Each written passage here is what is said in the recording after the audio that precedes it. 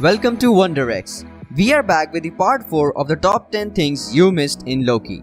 And in the episode 4, we've been served with another mind-blowing escalation of events. So while you were consuming this interesting continuation, you might have missed some things which were important. And that's why we are here. We've got you the top 10 things you missed in Loki episode 4. And before we go further, we issue a spoiler alert, since we get into deeper details, so we may reveal some super insights. So, without any delay, let's start the countdown with number 10. Sylvie's room number and escape method. Did you know Sylvie's room number and escape method are deep comic callbacks? In the comics, Loki has a wild escape plan to defy fate in What If issue 47. But here the number are not the only similarity between the book and the show. The comic version of Loki was only able to escape the magical prison and mess with the flow of time because he made Heimdall shed a tear.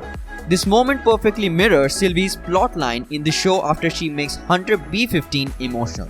Then the TVA agents show up later to help the Asgardian escape. Number 9. Ravona's Dark Parallel. Well, what was your reaction after watching Ravonna, whom we thought as a fair judge, taking sinister turns in this episode? Did it take you by shock or were you expecting it?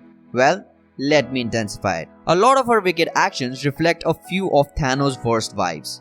While Ravonna deleted her favorite analyst, the Mad Titan Thanos executed his most beloved daughter. But the most disturbing parallel between the TVA judge and Thanos is that they both believe their actions are for the greater good. Intriguing, right? Well, as the Mad Titan taught us, the road to hell is paved with good intentions. Be careful. Number 8. Mobius was saved by a green-themed character in the comics. I'd bet you have screamed at the screen while Mobius was eliminated by the TVA baton, because we did the same thing. Fortunately, we discovered that there is a strong chance that he actually transported to a dangerous land. Since he doesn't have normal weapons, probably he need help from Loki to survive. Well, you may not recall, but this is a great parallel to the time when Mobius judged the very green She-Hulk in the comics.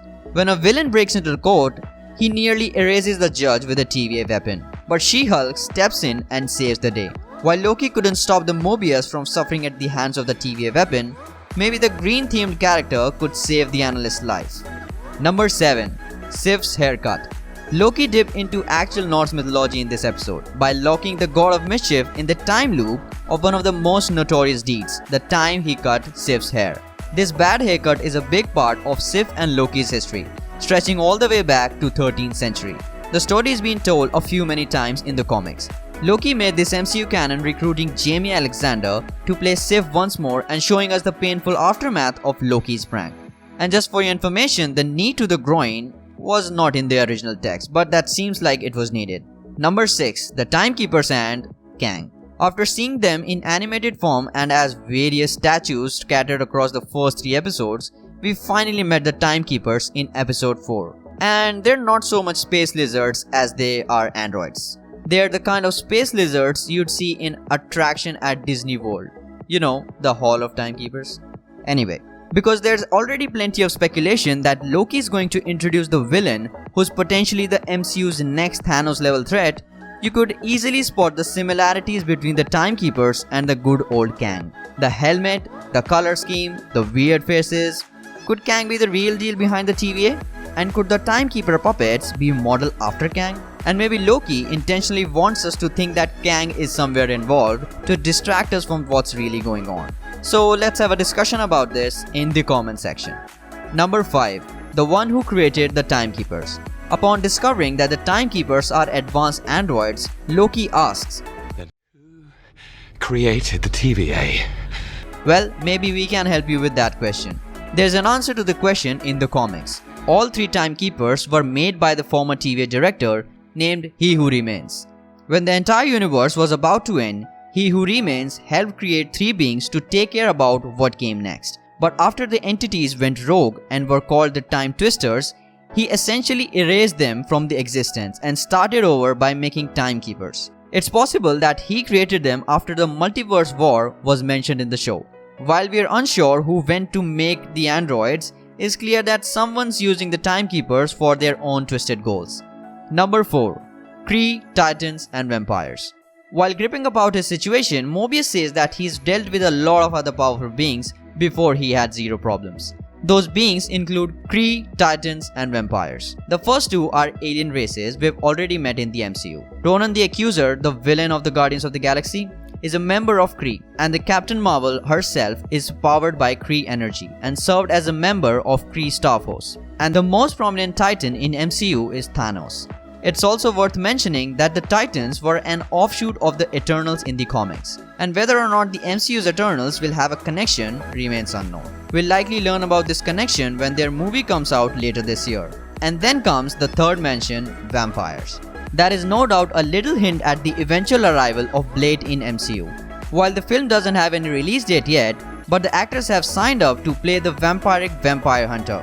And there are rumors that Blade might come in the Doctor Strange in the Multiverse of Madness. But again, these are the faintest of the rumors at this point, so you have to wait to know whether they are true or not. And now we're heading straight to the top 3 spots, but before we get there, we just want you to go ahead and subscribe to WonderX so that you don't miss the other parts of this series that we will be releasing very soon. Number 3. Ruthless Ravonna Renslayer. This episode was one that the fans of the late 90s Avengers comics have been eagerly waiting for. This episode gave us the Ravonna Renslayer from the comics, one who is totally ruthless master manipulator and all-around badass. Ravonna debuted in the Avengers issue number 23 from 1965 as the princess of 40th century Earth and the object of Kang's affection. She single-handedly drove the Avengers to an internal crisis that nearly ripped the team apart. She accomplished something that few villains did. Now we've seen what Ravonna is capable of, and honestly, don't you think the heroes of the MCU need to watch out? Well, they should. Number 2. 4 Lokis. In the credit sequence, we find out that pruning is a one-way ticket to complete oblivion. In fact, it's a one-way ticket to wherever the hell Loki wakes up. But he's very much alive and he's very much not alone. Standing before him are 4 Loki variants, 2 of which are big deals. Of these 4, 2 appear to be totally new, the Alligator and the Boastful Loki. It's possible that Boastful Loki may be some sort of amalgam between Thor and Loki, considering that he's carrying a hammer. We are fairly certain he's an original character. Why? Because the credits of every Loki episode contain a list of comic characters under special thanks, and these listed credits change episode to episode depending upon which characters appear. In the episode 4, the Nexus event adds 2 more names to this section, Matt Fraction and Pascal Ferry. Those 2 did not create the Boastful Loki. Those created the Kid Loki. Kid Loki became a major player in the Marvel Universe for a number of years, giving the character the chance to become a better version of himself, and he later joined the Young Avengers. And then comes the Loki's classic comic book look, where he has complete spandex costume, yellow trunks, an impractical cape, and big old horns. What does this mean for our Loki moving forward? Well, it means he can hold a speed dating contest for himself. But will he find the time to do that? What are your thoughts about it? I think you don't have any since you are thrilled and frozen at the sight of 4 Lokis. Number 1. The Grim Avengers Callback. As Loki awakens in a strange land, you can hear a variation of Alan Silvester's I'll Take That Drink Now. This song was first played after Loki lost the Battle of New York in Avengers. But that wasn't the only reference to the 2012 film. If you look behind the 4 Lokis, you'll see what looks like ruins of Avengers Tower in the background. Yeah, it's depressing. Since this land seems to exist beyond time, is there a reality where the heroes lost the 2012 fight? If so, is there a victorious and very dangerous Loki lurking in this realm? Comment down your thoughts about this. And no matter what the stories behind the ruins, its presence is a bad moment for the God of Mischief and the Avengers who saw building crumble, and for us too. So let's wait and see what they have in store. So sit tight and wait till next Wednesday. And there will be continuation of this series about episode 5, so stay tuned for it. And if you want to know some more top 10s, go ahead and click on one of these 2 videos. And with that being said, we'll take your leave and we'll see you again at WonderX with an amazing top 10.